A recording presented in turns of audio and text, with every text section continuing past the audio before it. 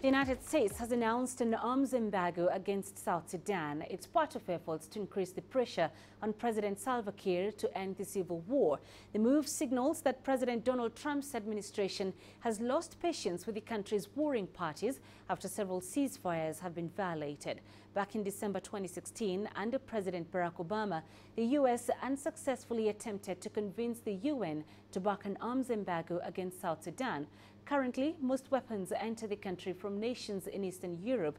In addition to the arms embargo, the U.S. has sanctioned senior officials close to President Salva Kiir.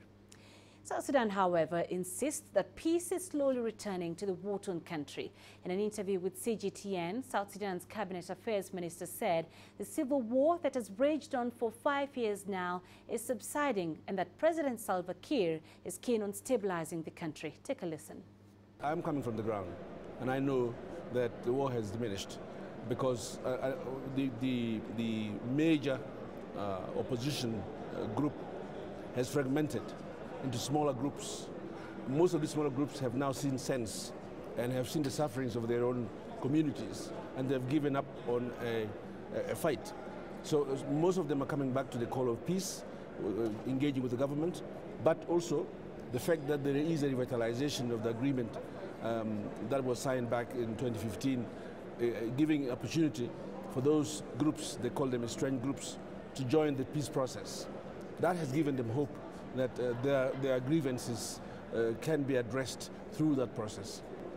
As a result of people feeling confident about the security situation, a number of the people who are in the civilian protection sites, UN protection sites, have voluntarily come out in many areas, and in fact some of the POCs are closing down. What would be a solution to finding lasting peace to that crisis in South Sudan? Well, the government has made its position very clear. We have seen where we went wrong since independence. Now we have the opportunity to correct those wrongs. One of them is the need to urgently transform the security sector and form a national army, one army.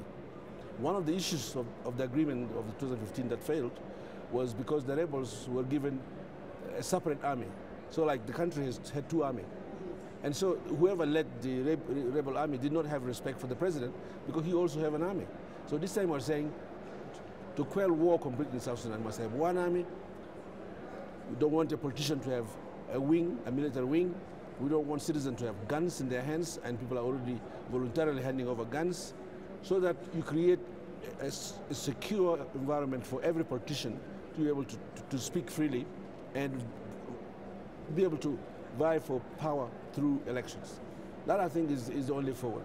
Right, but U.S. Ambassador to the United Nations recently talked about South Sudan as being an unfit partner and actually asked for commitment from all the political parties or the parties to the conflict to ensure that this conflict comes to an end. What's South Sudan's reaction to that? Well, first of all, the statement of Nikki Haley is irresponsible, and she does not qualify to assess my president. I have not made any statement about Donald Trump. We are ashamed of what has happened to our people, because this is an internal war of educated elites, which shouldn't have happened. And some of us see where the shame is. We shouldn't be giving lectures about how people are suffering. We're seeing it. These are our own cousins, our own sisters, our own brothers. But the attitude of some human beings is something that is across the world. And some of us in the government are saying now, look, we will do everything possible. We will make all the necessary concessions within reasonable content and context to ensure that this war comes to an end. Let's get some more insights and analysis on these latest developments from John Gashie. He is a veteran journalist and expert on South Sudan affairs. John, let's start off from where the Cabinet Affairs Minister left off in that interview. Him saying that peace is slowly returning to South Sudan and the country is stabilizing. Is that the real picture on the ground? Penina, I would say this, that of course the minister is entitled to his views, but the position on the ground is that South Sudan is spiraling out of control. The economy, security, and what have you. But perhaps wouldn't have expected that from the minister to acknowledge that the South Sudan security situation is unraveling. for all indicators. So I think he was being disingenuous, just to say the least. And now we have the arms embargo from the United States. Do you think it is going to be effective in pushing for a definite resolution or solution, I should say, to the crisis in South Sudan? Penina, for a lot of us and a lot of people in South Sudan, and even a lot of analysts, the issue has been, perhaps this has been coming too late. But again, would we want to dismiss this? No. It should have been put in place a long time ago. The bigger question then is, how effective will it be? Is it a bit too late? The U.S. really doesn't have that much of a clout, so to speak, in terms of the arms flowing to South Sudan. But the U.S. has the biggest clout in terms of economy, in terms of facilities, in terms of ability to bring this government of South Sudan to a new realization. But having said this, there is the bigger issue of what will the 2-3 countries in the region. And for me, these countries are Ethiopia and Kenya and Uganda. Indeed, a lot of the arms, replenishment, supplies, and what have you, are coming via Kenya or Uganda. And indeed, and the weapons are coming from former Eastern European countries and what have you. And indeed, I perhaps even want to say here that there is also a fear that a country like South Africa has also fairly interesting military economic ties with South Sudan. Can these countries follow through? Can they effect sanctions? And will the arms suppliers that use Kenyan airspace, Ethiopian airspace, Ugandan airspace, and Sudan airspace, could they join in? And that, for me, is a litmus test. Can IGAD, should IGAD, and must IGAD wait until the international community takes the lead? I think, for me, unless the US and the Troika, for that matter, the United Nations, were to put as much pressure, so to speak, to the countries in the region, then this, for me, is a slap on the wrist, so to speak.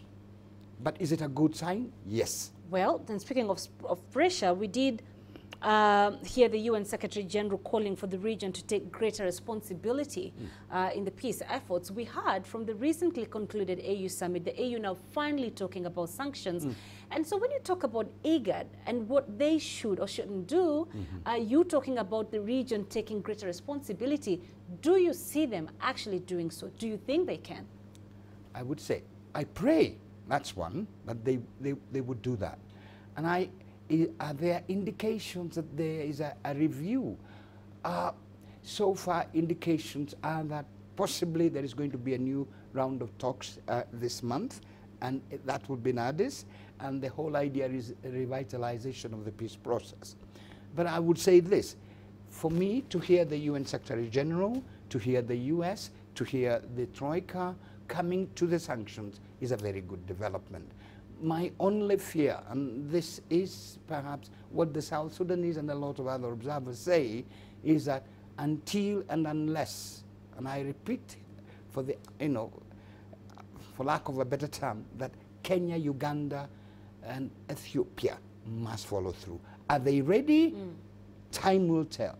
But there is an interesting development on this, is that until and unless Ethiopia, Kenya, and Uganda take the bull by the horn, for lack of a better term, they have a pending security issue. South Sudan has one of the largest unaccounted arms in the region, in excess of 5 million. And indeed, the security situation continues. Kenya, Ethiopia, Sudan, and Uganda are going to have a security crisis up there. So what are we saying? Possibly is a Somalia on the northwest side of Africa. And can they do it? What are the potential gain? And I would say for Kenya, Ethiopia, and Uganda, and indeed South Sudan is a volcano waiting to erupt. And the consequences will be very dire for you and I in Africa, in this part of the region. And it's about time that the political leadership in these 4 countries really took South Sudan issue for what it is. It's a security, humanitarian, and economic crisis, catastrophe that is just about to get even worse. Can they do it? I hope time has come. All right, John Gashie, we shall leave it there for now. Thank you as always. We appreciate your insights. John Gashie in studio with us.